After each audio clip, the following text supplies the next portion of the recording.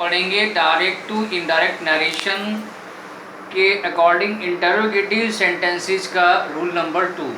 यानी interrogative sentences का पहला मैंने रूल आपको बता दिया था, आज हम पढ़ेंगे रूल नंबर 2।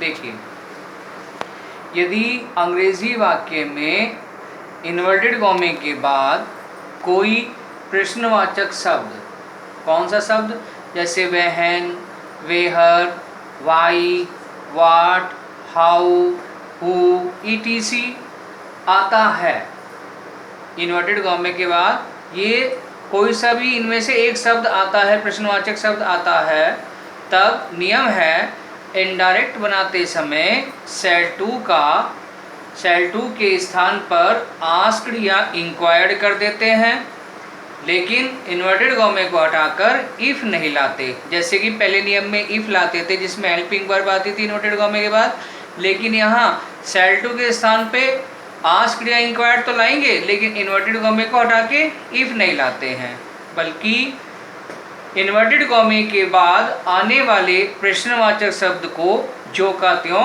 रखते हैं, फिर आरएस का प्रोनाउन बदलते हैं, फिर वाक्य बदलते हैं। जैसे I said to him, comma inverted comma begin, where is your father.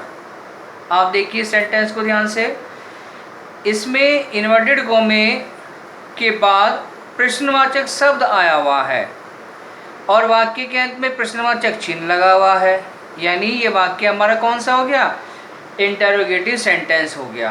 किसका, डायरेक्ट स्पीच में। अब इसका इनडायरेक्ट बनाने के लिए क्या रूल है, सबसे पहले इस आरवी के सब्जेक्ट को जो का तो रख दिया आई को, अब सेल टू के स्थान पे हमने क्या किया, आस्क्ड, ऑब्जेक्ट हिम जो का दो, इन्वर्टेड कॉमे को हटा के यहाँ इफ नहीं लाएंगे, बल्कि इन्वर्टेड कॉमे के बाद आने वाले इस प्रश्नवाचक शब्द को, क्वेश्चन वर्ड को जो का तो रखेंगे, तो वेयर को हमने जो का तो रखा। अब ध्यान देने वाली बात है, इसको रखने के बाद अब आरएस का प्रोनाउन चेंज करेंगे। प्रोनाउन क्या है, योर फादर, आपके पिताजी। इसको बदलेंगे किसके अनुसार, ऑब्जेक्ट के अकॉर्डिंग। क्यों, क्योंकि यू का पॉजेसिव केस है योर, और यू को बदलते हैं ऑब्जेक्ट के अकॉर्डिंग, ऑब्जेक्ट का सब्जेक्ट बना के। तो ये यू का कौन सा केस है, पॉजेसिव केस है, तो इसका सब्जेक्ट क्या हुआ, ही, तो ही का पॉजेसिव केस क्या हुआ, हिज फादर। तो यानी ये केस बदल के क्या आ गया यहाँ पे, हिज फादर। अब वाक्य चेंज करेंगे, हेल्पिंग वर्ब यानी इज है यहाँ, तो यहाँ क्या आ जाएगी, वाज। यानी इस डायरेक्ट का इनडायरेक्ट क्या हुआ, I asked him where his father was. I asked माने मैंने पूछा, ही माने उससे, वेयर माने कहाँ, हिज फादर माने उसके पिताजी, वाज माने थे। यानी बातों को घुमा फिरा के कहना इनडायरेक्ट होता है और सीधे बात कहना डायरेक्ट होता है।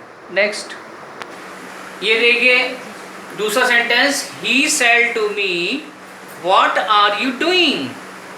आपने देखा इन्वर्टेड कॉमे के बाद व्हाट आ गया और बाद में इंटरोगेटिव मार्क लगा हुआ है, प्रश्नवाचक चिन्ह लगा हुआ है, पहचान की कि ये इंटरोगेटिव सेंटेंस हुआ। अब इस डायरेक्ट का इनडायरेक्ट बनाने के लिए क्या रूल है, सबसे पहले वही सब्जेक्ट जो कहते हो आरवी का, फिर सेल टू के स्थान पे आस्क्ड या इंक्वायर्ड, फिर ऑब्जेक्ट जो कहते हो, फिर इन्वर्टेड कॉमे को हटा के इसी प्रश्नवाचक शब्द को जो का तो रखेंगे, तो वाट हमने जो का तो रखा। अब इसको रखने के बाद प्रोनाउन चेंज करेंगे, जैसे इफ के बाद प्रोनाउन चेंज करके लाए थे, ऐसे ही यहाँ भी इसके बाद प्रोनाउन चेंज करेंगे। बदलिए, you second person according to object me, तो मी का सब्जेक्ट बन के क्या आ गया, इसके बाद प्रोनाउन चेंज होके आई। ये प्रेजेंट में तो यहाँ क्या हो गया, वाज, आई वाज, और डूइंग है तो यहाँ भी डूइंग, आई वाज डूइंग। आई के साथ वाज आएगा, आई के साथ वर वहाँ आता है सेंटेंस में जहाँ इच्छा व्यक्त की जाती है, तो इसका इनडायरेक्ट क्या हुआ, he asked me what I was doing. He माने उसने, आस्क्ड मी माने मुझसे पूछा, व्हाट आई वाज डूइंग मैं क्या कर रहा था।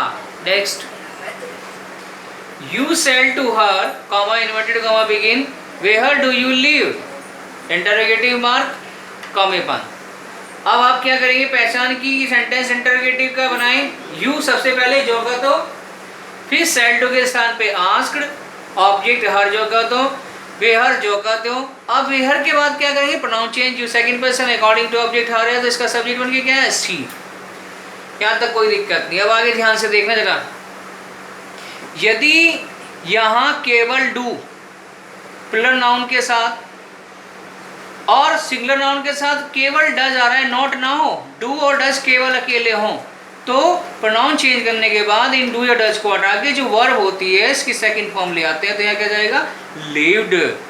यदि यहाँ डू आ रहा है केवल डू, या सिंगुलर सब्जेक्ट के साथ डज आ रहा है केवल डज, नॉट ना हो उसके साथ, तब ऐसी सिचुएशन में हम क्या करते हैं, प्रोनाउन चेंज करने के बाद वर्ब की सेकंड फॉर्म ले आते हैं, यानी प्रेजेंट को पास्ट में चेंज कर देते हैं।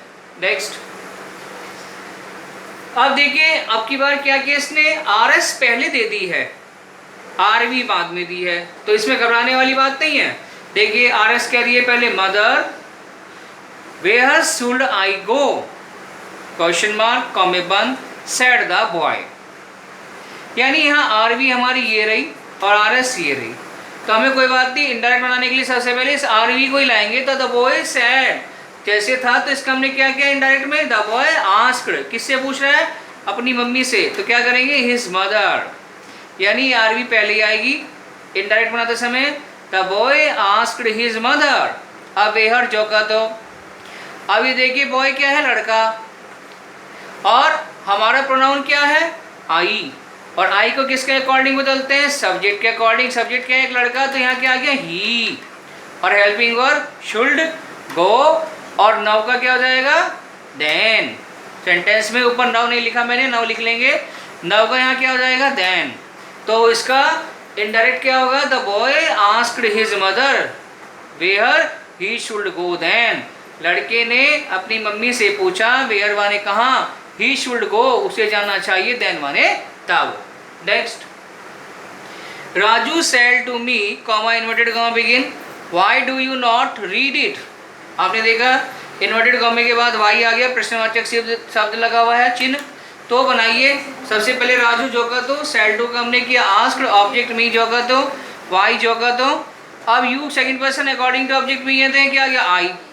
अब मैंने कहा था केवल डू या डज हो तो सेकंड फॉर्म लाते हैं, लेकिन डू नॉट या डज नॉट आ रहा है, यहाँ देखिए डू यू नॉट, यानी प्लूरल नाउन के साथ यहाँ डू नॉट आ रहा है, लेकिन अगर यहाँ सिंगुलर नाउन होता तो क्या आता, डज नॉट आता, does you does he not आता। लेकिन ऐसी स्थिति में हम क्या करेंगे, इनडायरेक्ट बनाते समय इसको सीधा पास्ट इंडेफिनिट के नेगेटिव में चेंज करेंगे नॉट को, तो क्या कर दिया हमने यहाँ, डिड नॉट कर दिया। वर्ब की फर्स्ट फॉर्म रीड इट, यानी इनडायरेक्ट हुआ, Raju asked me why I did not read it, Raju ने मुझसे पूछा कि वाई माने क्यों, आई डिड नॉट रीड माने मैंने नहीं पढ़ा, इट माने इसको, मैंने इसे क्यों नहीं पढ़ा। तो इस प्रकार से ये इंटरोगेटिव सेंटेंसेस में आपका रूल नंबर 2 था, इसके कुछ सेंटेंसेस मैंने बता दिए हैं, इनको ध्यान से रजिस्टर पर नोट कर लेंगे। अब इसके बाद अगली एक्सरसाइज चलेगी आपकी इंपेरेटिव सेंटेंसेस, दैट्स ऑल।